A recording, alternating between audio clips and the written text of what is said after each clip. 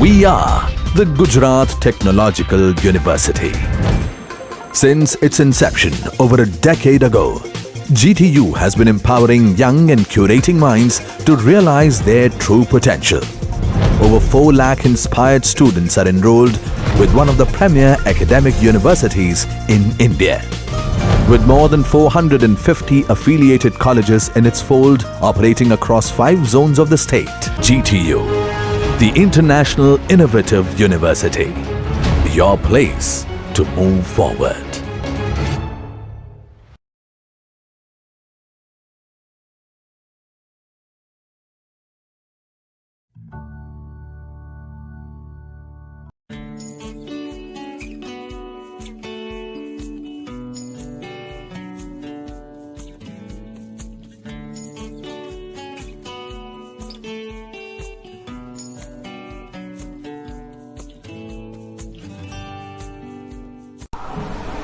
Hello students, hope you are all well at your home. This video is basically related with a manufacturing process subject, that is of 4th SEM Mechanical Engineering. The topic name is grinding machines and abrasives.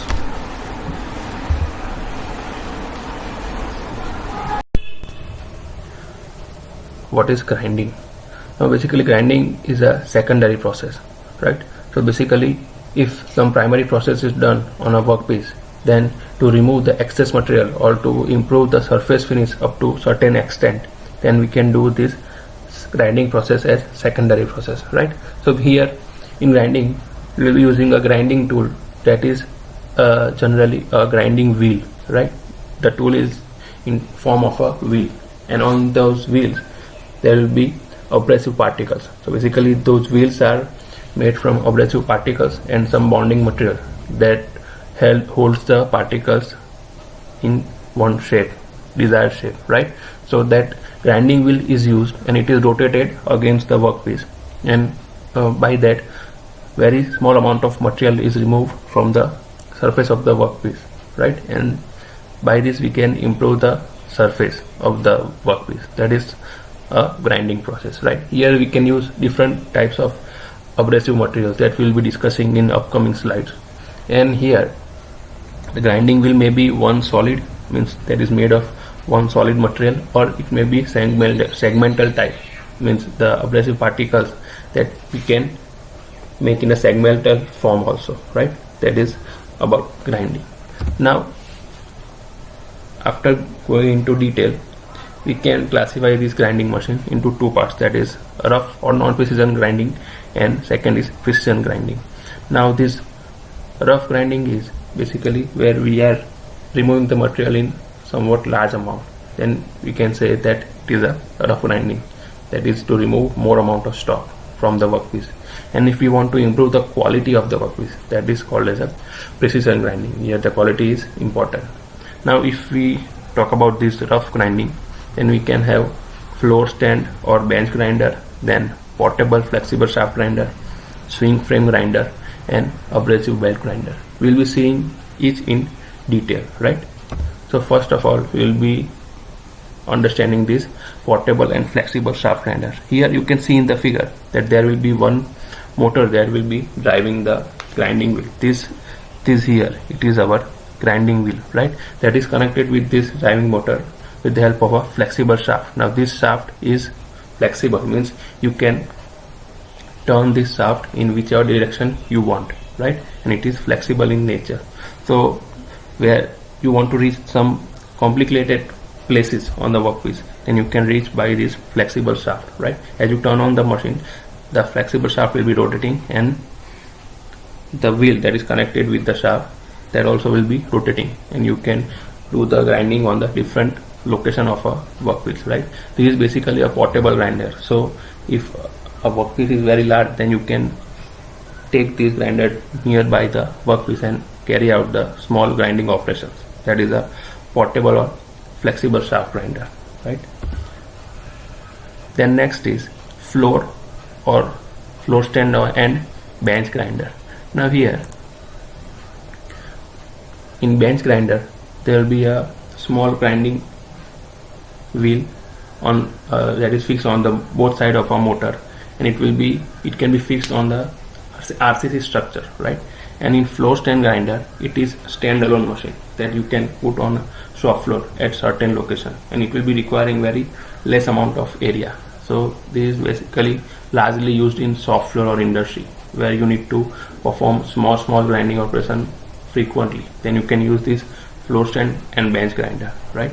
The horizontal spindle carrying the grinding wheel is normally an extension on both sides of the armature shaft of the motor. So the motor that is having armature shaft, on that shaft both sides there will be grinding wheels, yeah, right?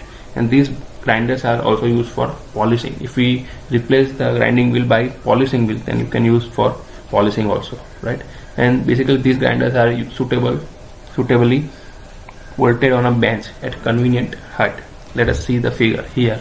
This is our bench grinder. This you can put on any RCC structure or other structure that is rigid. You can fix this grinder on the structure. And this is a floor or pedestal grinder that is a standalone.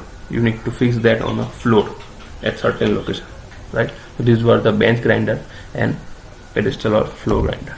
The next is a swing grinder. Now here in swing grinder, see the figure. The length of this grinder will be around 2 to 3 meter length. The whole frame is having the length around 2 to 3 meter. And here there are two ends to the frame. One end will be having a rotating wheel. This is our rotating wheel. And on the other hand there will be balancing weight and the motor. So here this whole frame will be swinging to a fixed point, pivot point, right? As you can see here, this is a fixed pivot point. If you want to perform grinding, then you need to pull out the movable end grinder to that workpiece, right? And you need to perform the grinding. After the grinding is done, as you pull up the grinding, the frame will be swinging upwards, right? So because of that swinging movement, this grinder is called as a swing grinder. This is also very largely used in the shop floors to perform small grinding operations, right? Then one more is abrasive belt grinder. Now here, as you can see the name, we will be using an abrasive belt instead of a grinding wheel. Here you can see there are two drums. One is driver that is connected directly with the motor, and another one is a placed at certain location. And around these two drums we will be covering it with a abrasive coated belt. So as you turn on this motor, these drums will be rotating, and this belt will be also rotating on this drum, right?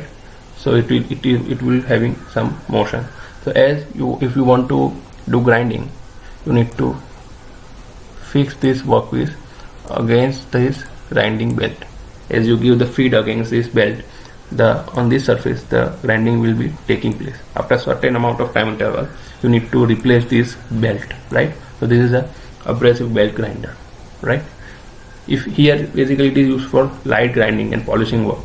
If you want to do just some kind of polishing, finishing, then you can use this abrasive belt grinder, right? Now next is we can go for precision grinder, where the important factor is quality of the surface, right?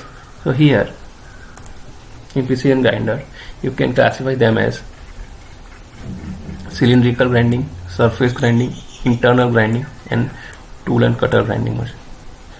Those classifications are based on according to the type of surface generated or work done, right?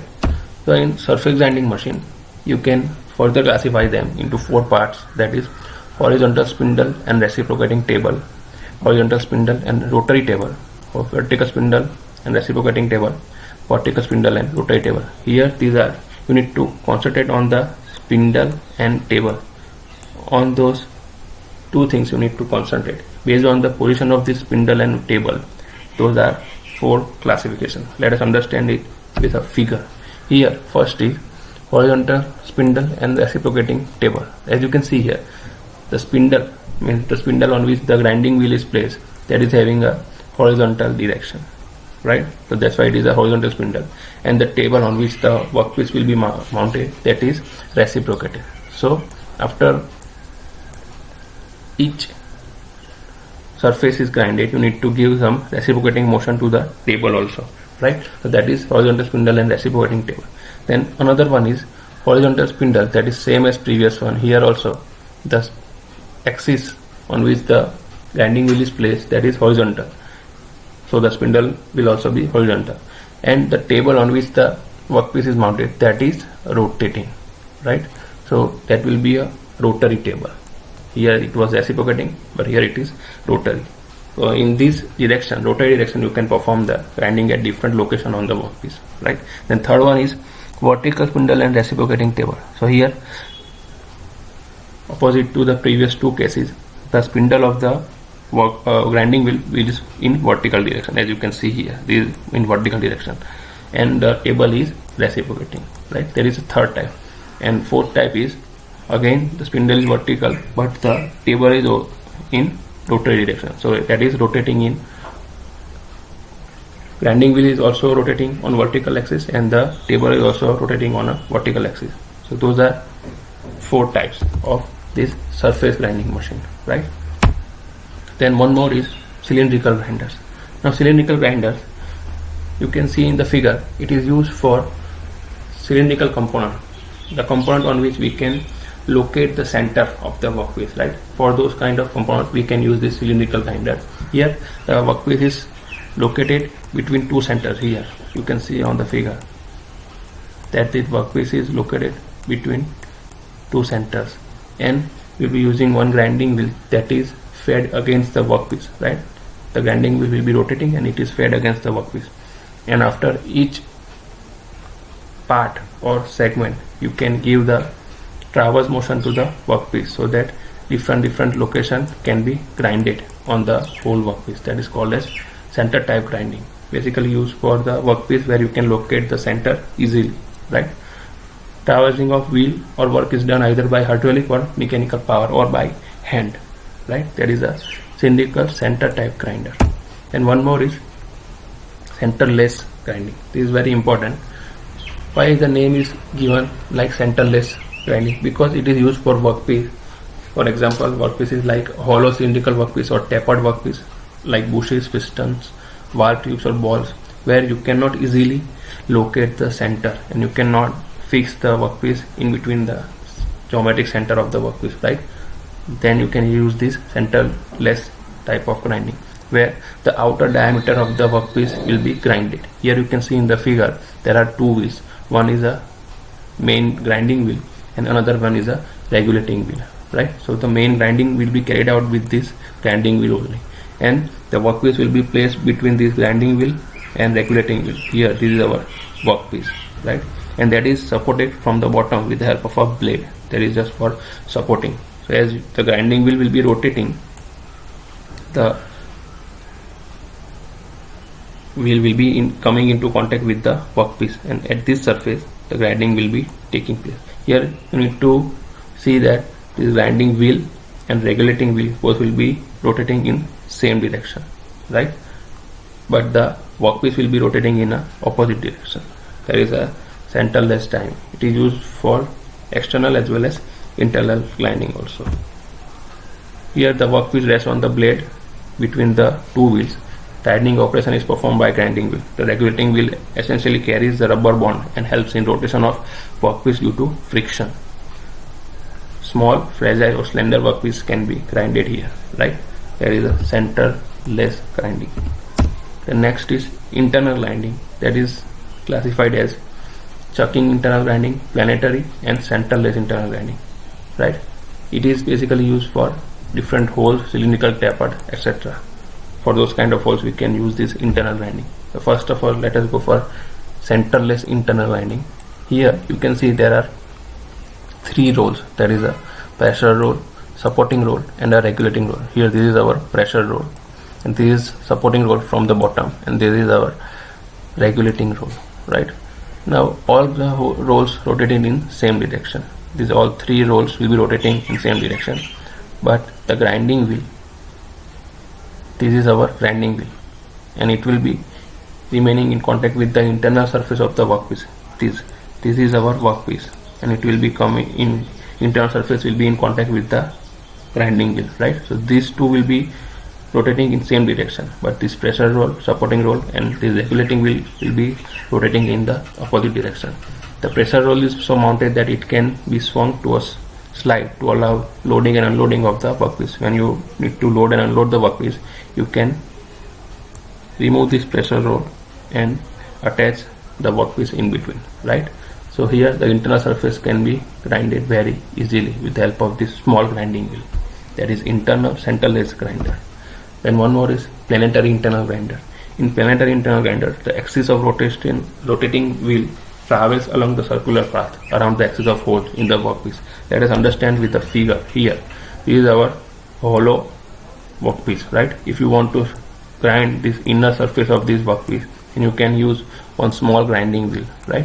And this is the small grinding wheel that you can move inside the internal surface of the workpiece, and that motion will be in circular motion like this, and because of this motion the internal surface will be grinded and it looks like a motion of a planet, right? That's why it is called as a planetary path of rotating grinding wheel and planetary internal grinders, right? Those are basically used for grinding large holes or those holes who are in irregular shape and on a heavy workpiece. You can use these planetary internal grinders. After that comes chucking internal grinders.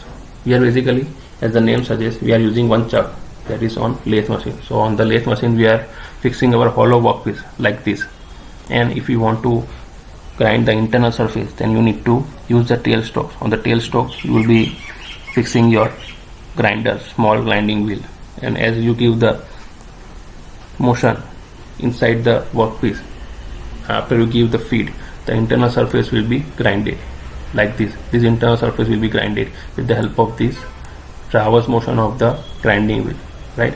So these chucking internal grinders can be used on a lathe machine, right? And we will be using a chuck or magnetic plate to mount the workpiece on the lathe, right? There is a internal grinder. So those were all different types of grinding machine based on our requirement, based on the application, based on the shape of the workpiece. You can use different types of grinding machines, right? Thank you for listening.